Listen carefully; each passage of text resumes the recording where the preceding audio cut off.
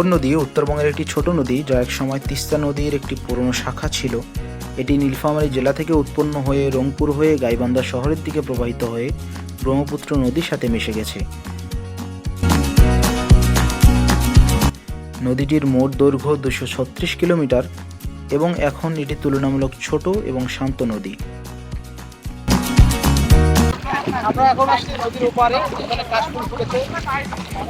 শরৎকালে কাশফুল দিয়ে ভরা থাকে আমাদের নদীর এপার ওপার। আমাদের এই নদীর পাড়ে যখন কাশফুল ফোটে তখন এক সাদা মেঘের মতো পরিবেশ তৈরি হয়। নদীর হাওয়া কাশফুলের দোল খাওয়া সত্যিই মনে শান্তি এনে দেয়। এটা যেন স্রষ্টার এক সুন্দর উপহার। আলহামদুলিল্লাহ, এই পুরো দৃশ্য যেন এক কবিতার মতো, যেখানে প্রকৃতি নিজের ভাষায় কথা বলে।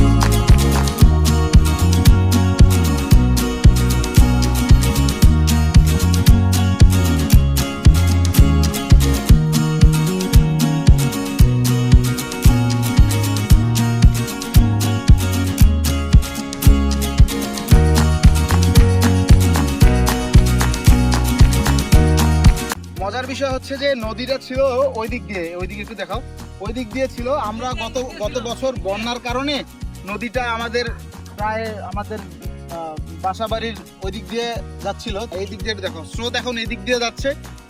এদিক দিয়ে যাওয়ার কারণে আমাদের যে জমি বাড়ি আছে এগুলো নষ্ট হচ্ছে না। হ্যাঁ, এখন আগের যে মূল নদীর স্রোতধারা ওই দিকেই আসলে নদী এখন বহমান।